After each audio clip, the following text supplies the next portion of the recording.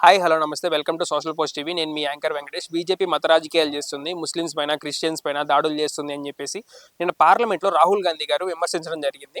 నిజంగానే BJP party మత రాజకీయాలు చేస్తుందా? అవును అనుకుంటే కింద కామెంట్ బాక్స్లో అవును టైప్ చేయండి, కాదు అనుకుంటే కాదు అని టైప్ చేయండి. మనమైతే వెళ్ళి ఒకసారి పబ్లిక్ని కూడా కలుక్కొని తెలుసుకుందాం. నమస్తే సార్. నమస్తే. మీ పేరు సార్? రామ్‌నాథ్ గుప్తా. రామ్నాథ్ గారు, మనకి నిన్న పార్లమెంట్ సెషన్ చూసారా? చూసాను. రాహుల్ గాంధీ గారు బీజేపీ పార్టీ మత విద్వేషాలు చేస్తుంది, ముస్లిమ్స్ కి క్రిస్టియన్స్ మీద సిక్కుల మీద దాడి చేస్తుంది బీజేపీ పార్టీ అన్నారు. నిజమేనా? అలాంటివి నేను అనుకోవట్లేదండి. అంటే మనం అట్లా మంచి పొజిషన్‌లో ఉన్నప్పుడు అందులో అపోజిషన్ లీడర్ అలాంటి మాటలు మాట్లాడటం వల్ల అది రాంగ్ ఇంటర్సెప్షన్ అవుతది. సో పీపుల్ దాన్ని వేరేగా తీసుకునే అవకాశం ఉంటుంది. అలాంటివి అయితే మనకైతే కనిపియదు. ఇంకొకటి ఏమన్నారంటే అయోధ్య రామ మందిరం, అయోధ్యలో బీజేపీ ఓడిపోయింది కాబట్టి అక్కడ ప్రజల భూమి లాక్కోవడం వల్ల అయోధ్య రామ మందిరంలో రాముడు కోపం వచ్చింది, అందుకని బీజేపీ పార్టీ ఓడిపోయింది. రాముడికి కోపం రావడం అనేది దట్ ఈస్ రాంగ్ స్టేట్మెంట్. ఎందుకంటే మనం ఒక దేవుడికి ఒకటి చేసినప్పుడు అది ఇవాళ కాకపోతే రేపు వస్తుంది రిజల్ట్ అనేది.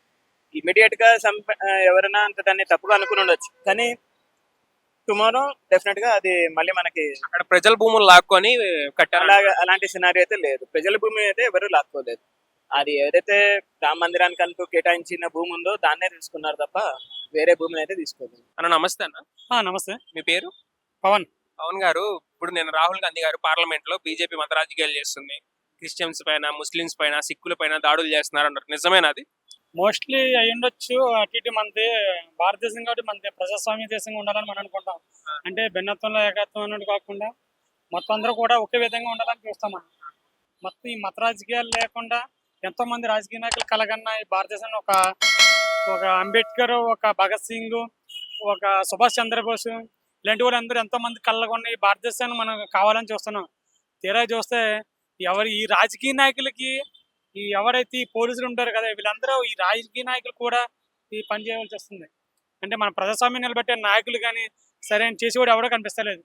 ఏదైతే ఈ వ్యవస్థ ఉందో ఈ మొత్తం దరిద్రం. ఈ ఫస్ట్ ఆఫ్ ఆల్ ఈ వ్యవస్థ మారాలి. బీజేపీ పార్టీ నిజంగానే మత రాజకీయాలు చేస్తుంది అంటే కొన్ని చూస్తున్నాం కదా, మన చూపులన్నీ అలాగే మనం చాలా చోట్ల జరుగుతున్నాయి. మోస్ట్లీ మనం చూసిందే నమ్మాలి కాబట్టి మనకు చూపిస్తుందే నమ్మాలి మనం కూడా. నాకైతే అనిపిస్తుంది అలా చేపిస్తుందని. నెక్స్ట్ అయోధ్యలో బీజేపీ ఓడిపోయింది కదా, అక్కడ ప్రజల భూములు లాక్కున్నందుకే ఓడిపోయారని చెప్పేసి అంటున్నాడు. లేదా ప్రజలు మారారు.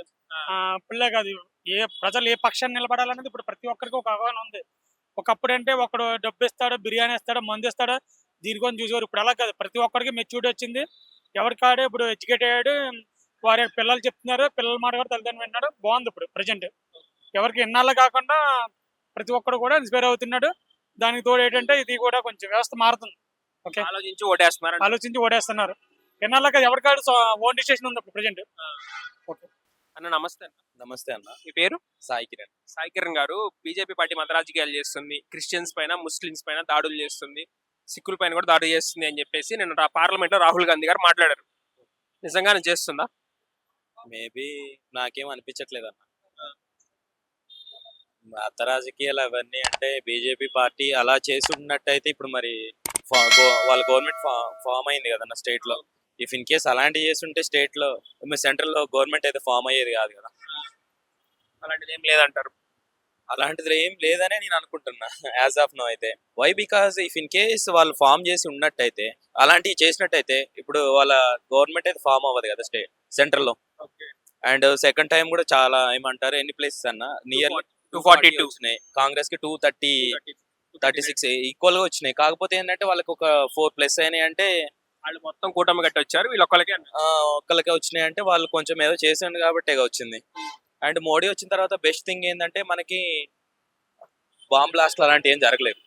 ఓపెన్ చెప్పాలంటే అవి బాగా స్ట్రిక్ట్ చేశాడు.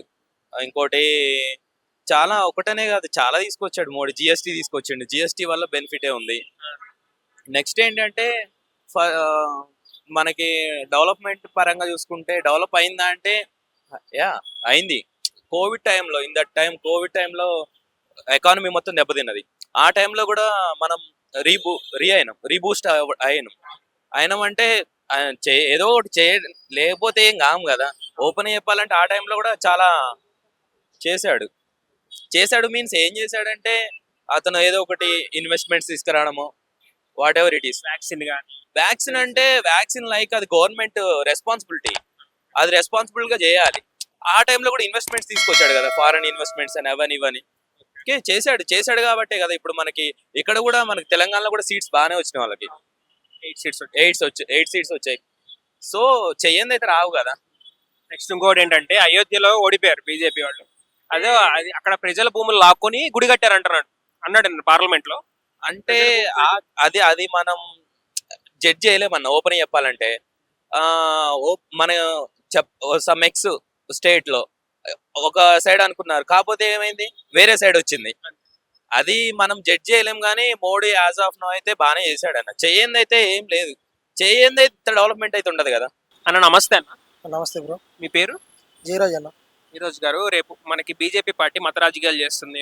నెక్స్ట్ ముస్లిమ్స్ మీద క్రిస్టియన్స్ మీద దాడులు చేస్తుంది అని చెప్పేసి నేను రాహుల్ గాంధీ గారు పార్లమెంట్ లో అనడం జరిగింది. దానిపైన ఏమంటారు? నిజంగానే మత రాజకీయాలు చేస్తుందా బీజేపీ పార్టీ? అది మా లోకల్ అయితే మేము బీజేపీ కోసం ఈ విధంగా చూడలేదు, కానీ మణిపూర్లో అయితే ఇది అది మనకనే కాదు దేశం అంతా చూసింది. అంటే దాన్ని పట్టించుకోవడం అది ప్రభుత్వం మనకి విఫలమైంది. పట్టించుకున్నది అన్న విషయం కూడా మనకి ఏం కనపడలేదు. అది ఒక స్త్రీని నగ్నంగా గురించి అనేది అది దేశమే సిగ్గుపడాల్సిన విషయం.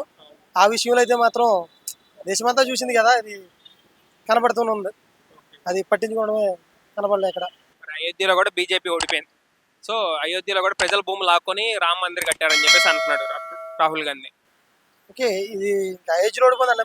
మతంతో నగ్గాలన్నదే కరెక్ట్ కాదు. ఇప్పుడు మతాన్ని చూసేవాళ్ళకంటే ఇప్పుడు ప్రజలందరూ తెలుగుతూనే కదా ఉండేది.